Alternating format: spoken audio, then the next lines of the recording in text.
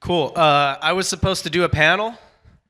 I reached out to probably 10 or 15 brands. Nobody wanted to do it. So like if I don't smell good or something, you guys just tell me. I'd rather just know, honestly. So I'm just gonna go like 20-minute sort of like tactical, a couple quick tactics I think that are pretty useful for brands. My background is just growth marketing in DTC. So I work at Triple Whale now. That's not like, I haven't been in software for very long. I had an agency, paid media agency. That means I ran Facebook ads for brands mostly. I sold that, and then I've also been internal. I've led growth internal, so I've led big growth marketing teams, small growth marketing teams. If you can see, that's a picture of my family. I put it up there so that people would like me more. Makes me more relatable, I'm told. Those are all my kids. They're very cute. If you're thinking they're cute, thank you. I made them myself. They're homemade. If you want to know how to make cute kids, my part was really easy. I can tell you how to. So quick obligatory stuff on Triple Whale. If you don't know what Triple Whale is, I think of it like this. What gets measured gets improved. We've all heard that. And you need a scoreboard to measure things, right? How do they measure things in sports? They have stat sheets, they have scoreboards. That's what Triple Whale is. If you need to know where your sales are coming from, we got you. If you need to know who your highest value customers are, we got you. That's Triple Whale. This is one of those slides that has a bunch of logos on it that we've worked with. You're supposed to be impressed by it. So if you're like, ooh, that's what that's all about. The Miami Heat are up there. We're not supposed to have that one on there anymore, so that's fun. Shh. Don't tell anyone. I decided to bring attention to it. That's good. All right. So if you're an Office fan, you know it is 10 times more expensive to acquire a new customer than an existing customer. Ryan taught us that back in the Office days. But I have a caveat to that. And the caveat is garbage in, garbage out. That's a quote from Matt Damon. Don't fact check me. This direct quote. We're buddies. He just told me. So how do you get the right customers? So garbage in, garbage out. What does that mean? It doesn't matter if you do like email and SMS and you do everything perfectly. If you didn't get the right customers for your business in the first place, they're not going to buy again. They didn't get the right people who actually want your product on a repeated basis. And the number one thing I see for brands successfully selling direct to consumer online right now is that they have customers that buy from them repeatedly. All right, so you got to find your elk. So a few years back, I was working with a brand, and I was mainly working on improving their customer acquisition costs. So I had done like new creatives, I'd done new landing pages. I got their customer acquisition costs from like 60 some odd bucks down into the 20s, right? I'm like super proud of myself, you know, my ego is huge. But this brand still wasn't growing. So I have lunch with a friend of mine who also has a brand. I'm telling him about it. And he goes, John, do you hunt? And I said, no. And he said, well, buddy, I'm not flush with analogies, so you're going to get a hunting one anyway. He said, if you were a hunter and you were trying to feed your family for the winter, that was your goal, what kind of animals would you go after? Would you go after rabbits? And I was like, no, that would take way too many rabbits. And he said, okay, would you go after like a giraffe? I'm like, well, in your crazy ass scenario where I can teleport to Africa, I still think I would not go after a giraffe because even if I got one, I don't think I could move it. I'm too small. It's too big. He goes, no, you would go after elk because elk would be the perfect size to feed your family for the whole winter, and you as a single person could hunt an elk. Every business has elk. And then I was like, that was a dope ass analogy, dude. So next natural question, how do I find my elk? In the world of hunting, the way that you find an elk is you attract it. You basically, there's like calls and there's stuff you can buy. I won't get into it, but basically you make it think you're a hot lady elk, and then the bull elk comes in and finds you. So you attract your elk. How do you attract the elk for your business? It's already there. It's in your data. If you've been around, did anybody start their brand like last month in here? That's good. So none of us were born yesterday. That's good. You already have it in your data. So you can just go back to previous months that there's mics up here. I don't know if not guys named Mike, but like microphones. You could just go back into your data. So I like to go back 2 years and just kind of go month by month, right? And so there's a slide up here. If you can't see it, I'll kind of explain it. Let's say I go back to April 2022 and I say, all right, my average order value is $100. So when I get a new customer, on average, they spend $100. Just using a number for easy math because I'm up here without a calculator. What is that on average? What have those people spent at 6 months? Let me look at April 2022. Let me break this down month by month. And then I see April 2022, oh, by 6 months, they've spent $120. So about a 20% increase. See why I did 100 there? Now I can do all the math in my head. About a 20% increase. That seems good. I don't know if that's an elk or not, but maybe it's like a fox or foxes, whatever the plural of fox is. Maybe it's not as big as an elk. Maybe it's a deer. I don't know. And then I look at May 2022. Their 6 months value is $110. If they bought $100 initially, $110 is not very good.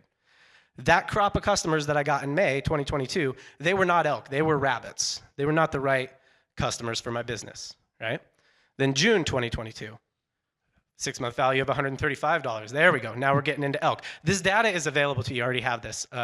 We can show you this pretty easily with Triple Whale. See what I did there? A little shill. But yeah, there's other tools that you can look at it too. You already have the data to know how you've already attracted your elk. So that's the main thing. Is you got to find your elk. First place to look is in the data. So that's quantitative. That's data. Second place, and then you basically just ask yourself, how did I get the elk in June of 2022? 3 things. Where did you find them?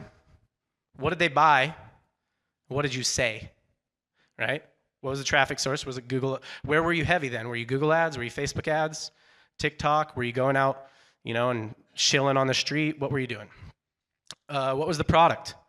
What was the product that we were getting new customers on then? Has that changed? It's crazy how often the acquisition product will change. This happens a lot for fashion and accessory brands. The main acquisition product will change over time, and then we're all like, yo, why aren't our customer lifetime values as high? Like, well, yeah, because you're just not getting elk anymore, right? What was the offer and messaging? What did we say when we found those people on, billboards? Because a lot of us are advertising on billboards these days, I know. When we found those people on billboards, what did the billboards say? And what was the offer that actually got them to buy? Was it that 50% deep discount really? Or was it actually a lighter discount that got our best customers? Usually it's a lighter discount. Usually, for a lot of brands, their lowest value customers come in the months of November and December when they get the highest number of customers. And those are gifting customers. It makes sense. They're not buying for themselves. Okay, so that's the data. So you just go through and you answer those questions, and then you just do more of whatever got your elk. Now, obviously, there's unit economics involved. Maybe June was a really unprofitable acquisition month, whatever. But you find the times where it was working and you were getting good customers now that you have the data in hindsight, and you do more of that. Pretty simple. So that's kind of the quantitative part. How else? Well, you could call your customers. Hear me out, I know. It's kind of crazy. We all work on the internet so that we don't have to call people. I know I don't really like calling people on the phone. But the thing is, these are your best customers. They're probably going to be okay with you giving them a call. So pretty much any brand, you're going to have your top 5 or 10% of customers, right?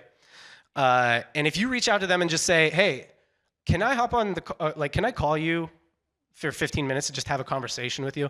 I would love to know, what you like, what you don't like about your brand. I'm kind of gathering some qualitative data, right? Or you could use less advanced words depending on who your customers are. Most of them will probably say yes.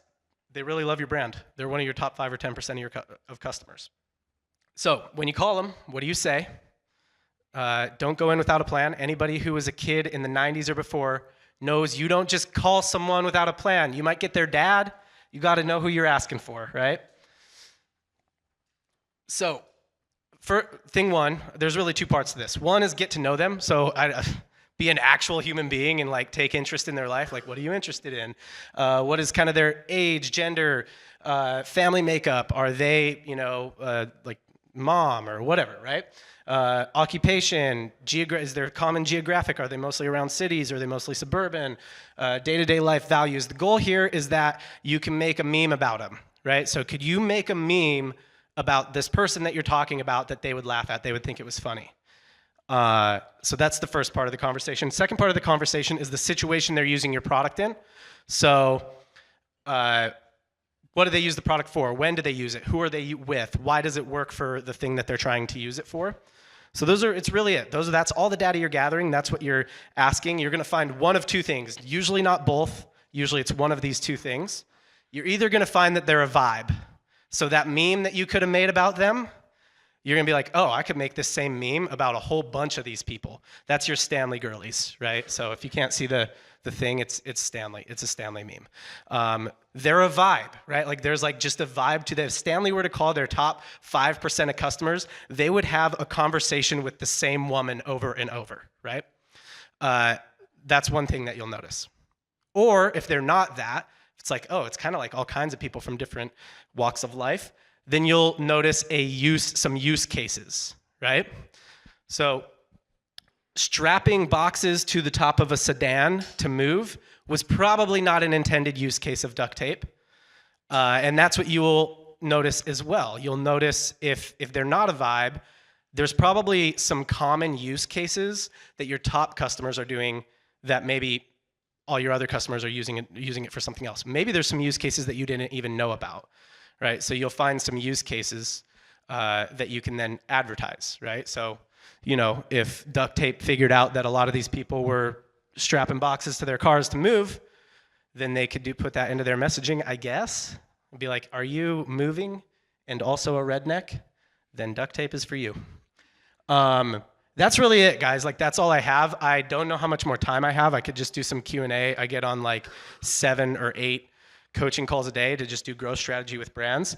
That QR code, I will do a quick shameless plug. I have like a podcast. You can book a call. All the things are there. That's basically my link in bio, but in real life. So yeah, I have a podcast. It's like I interview founders and try and be funny, but still talk about tactical stuff. It's a weird balance. And I have a newsletter and stuff like that as well. But was that time, or do we have time for questions? Or? Okay, cool. Anybody have questions? Was it all pretty clear? Yeah.